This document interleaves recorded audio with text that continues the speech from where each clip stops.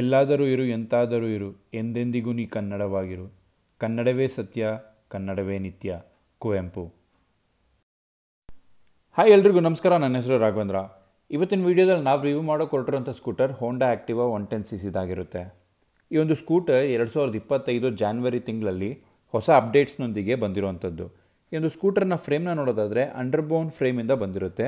ಒಟ್ಟು ನಮಗೆ 3 ವೇರಿಯಂಟ್ಸ್ ಇರುವಂಥದ್ದು. ಯಾವುದ್ಯಾವುದು ಅಂತ ನೋಡೋದಾದರೆ Activa standard, Activa DLX, Activa H smart. ವಿಡಿಯೋನ ಡೀಟೇಲಾಗಿ ಸ್ಟಾರ್ಟ್ ಮಾಡೋಕ್ಕೂ ಮುಂಚೆ ನೀವೇನಾದರೂ ಫಸ್ಟ್ ಟೈಮ್ ನಮ್ಮ ಚಾನಲ್ನ ನೋಡ್ತಾ ಇದ್ದರೆ ಈ ವಿಡಿಯೋ ಇಷ್ಟ ಆದರೆ ಮಾತ್ರ ಚಾನಲ್ನ ಸಬ್ಸ್ಕ್ರೈಬ್ ಮಾಡಿ ಅಂತ ಹೇಳ್ತಾ ಕಲರ್ ಆಪ್ಷನ್ಸ್ನ ನೋಡ್ತಾ ಹೋಗೋಣ ಬನ್ನಿ. ಒಟ್ಟು 6 ಆಪ್ಷನ್ಸ್ ಇದೆ. Decent blue metallic, pearl siren blue, black, pearl precious white, rebel red metallic, matte axis grey metallic. ನಾವು ರಿವ್ಯೂ ಮಾಡೋಕ್ಕೆ ಸೆಲೆಕ್ಟ್ ಮಾಡ್ಕೊಂಡಿರೋಂಥ ವೇರಿಯಂಟು ಆ್ಯಕ್ಟಿವಾ DLXು. ಕಲರು ರೆಬಲ್ ರೆಡ್ ಮೆಟಾಲಿಕ್ ಆಗಿರುತ್ತೆ. ಇಲ್ಲಿ ನೋಡ್ತಿರ್ಬೋದು ಫ್ರಂಟ್ ಸೆಕ್ಷನ್ ನಿಮಗೆ ಎಷ್ಟು ಕ್ಲಿಯರಾಗಿ ಕೊಟ್ಟಿರೋಂಥದ್ದು. ವೈಸರ್ ನಿಮಗೆ ಫುಲ್ ಕ್ಲಿಯರ್ ಆಗಿರುತ್ತೆ, ಯಾವುದೇ ರೀತಿ DRLs ಇರೋದಿಲ್ಲ. ಹೆಡ್ಲೈಟ್ ಬಂದು ಹಾಲೋಜಿನಿಂದ ಇರುತ್ತೆ, ಇಂಡಿಕೇಟರ್ಸ್ ಕೂಡ ಹಾಲೋಜಿನಿಂದ ಇರುತ್ತೆ. ಟಾಪ್ ವೇರಿಯಂಟಲ್ಲಿ ಮಾತ್ರ LED ಲೈಟ್ಸ್ ಬರುವಂಥದ್ದು. ಹೋಂಡಾನ ಬ್ಯಾಜಿಂಗ್ ಇಲ್ಲಿ ಆಗಿರುತ್ತೆ, ನಂಬರ್ ಪ್ಲೇಟ್ ಪ್ಲೇಸ್ಮೆಂಟಲ್ಲಿ ಆಗಿರುತ್ತೆ.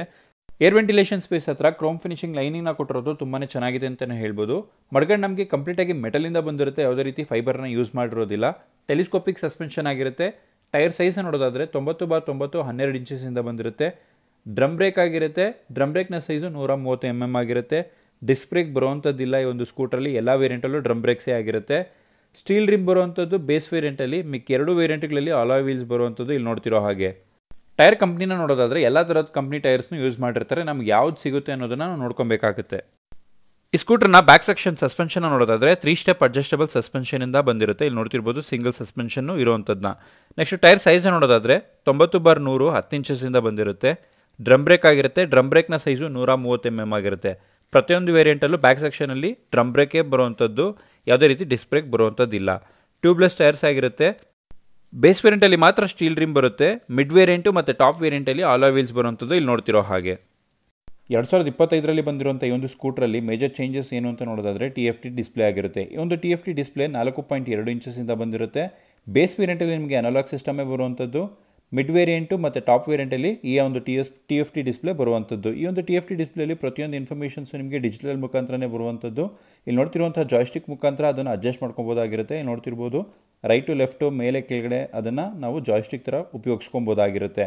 ಈ ಒಂದು TFT ಡಿಸ್ಪ್ಲೇಲಿ ಬ್ಲೂಟೂತ್ ಕನೆಕ್ಟಿವಿಟಿ ಟಾಪ್ ವೇರಿಯಂಟಲ್ಲಿ ಮಾತ್ರ ಬರುವಂಥದ್ದು, ಮಿಕ್ಕ ಯಾವುದೇ ವೇರಿಯಂಟಲ್ಲಿ ಬರುವಂಥದ್ದಿಲ್ಲ. ಈ TFT ಡಿಸ್ಪ್ಲೇಲಿ ನಮಗೆ trip meter, speedometer, real time mileage indicator, odometer, fuel gauge ಹೀಗೆ ಮತ್ತೊಂದಷ್ಟು ಇನ್ಫಾರ್ಮೇಷನ್ಸ್ ಬರುವಂಥದ್ದು. ಟಾಪ್ ವೇರಿಯಂಟಲ್ಲಿ ನೀವು ಬ್ಲೂಟೂತ್ ಕನೆಕ್ಟಿವಿಟಿ ಕನೆಕ್ಟ್ ಮಾಡಿದಾಗ ಮೊಬೈಲ್ ಅಪ್ಲಿಕೇಶನ್ ಮುಖಾಂತರ ನಿಮಗೆ ಅದರಲ್ಲಿ ನ್ಯಾವಿಗೇಷನ್ ಅಸಿಸ್ಟು ಮತ್ತು ಕಾಲ್ ಅಲರ್ಟು, ಮೆಸೇಜ್ ಅಲರ್ಟು ಬರುವಂಥದ್ದು ಟಾಪ್ ವೇರಿಯಂಟಲ್ಲಿ ಮಾತ್ರ.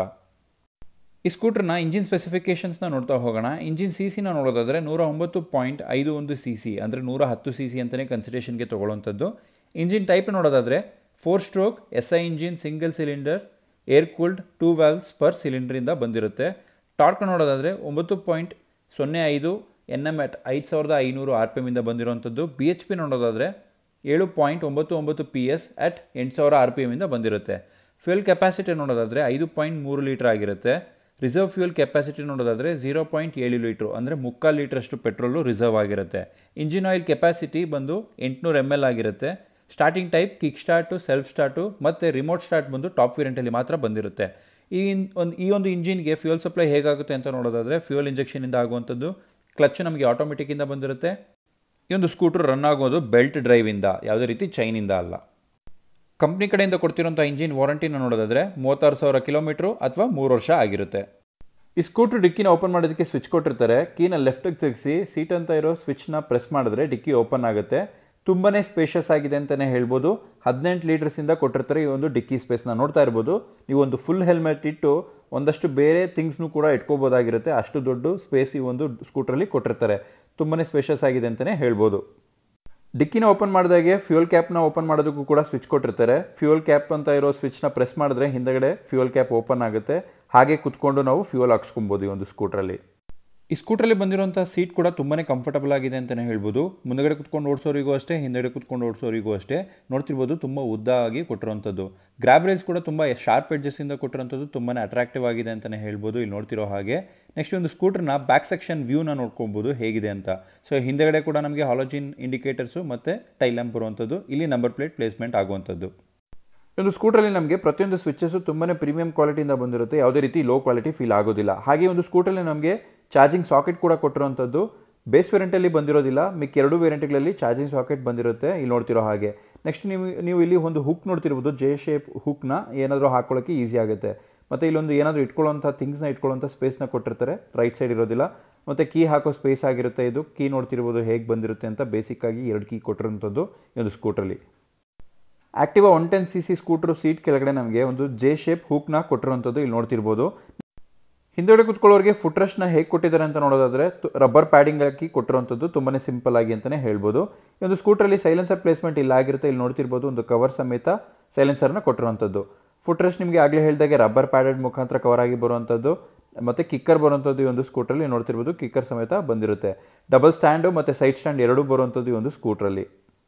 ಈ ಸ್ಕೂಟರ್ನ ಗ್ರೌಂಡ್ ಕ್ಲಿಯರೆನ್ಸ್ನ ನೋಡೋದಾದರೆ 162 mm ಆಗಿರುತ್ತೆ. ಸೊ ಯಾವುದೇ ಹಂಪ್ಸ್ಗೆ ಭಯಪಡೋ ಅವಶ್ಯಕತೆ ಇರೋದಿಲ್ಲ ಒಂದು ಸ್ಕೂಟ್ರಲ್ಲಿ.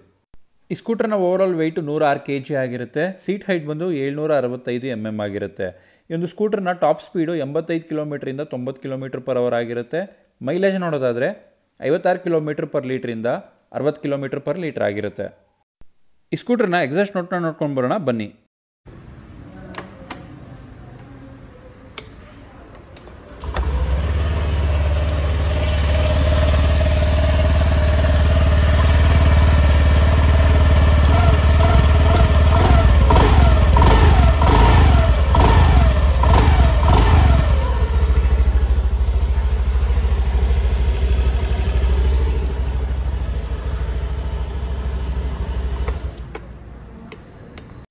ಹೋಂಡಾ ಆಕ್ಟಿವಾ 110cc ಸ್ಕೂಟರ್ನ ಆನ್ ರೋಡ್ ಪ್ರೈಸ್ನ ನೋಡೋದಾದರೆ ಬೇಸ್ ವೇರಿಯಂಟು ಅಥವಾ ಸ್ಟ್ಯಾಂಡರ್ಡ್ ವೇರಿಯಂಟ್ನ ಆನ್ ರೋಡ್ ಪ್ರೈಸ್ನ ನೋಡೋದಾದರೆ 94,930 ಪ್ಲಸ್ ಒಂದು 5,000. DLX variant 97,837 plus 5,000. H smart variant 1,745,000 plus 5,000 ರೂಪಾಯಿ ಆಗಿರುತ್ತೆ.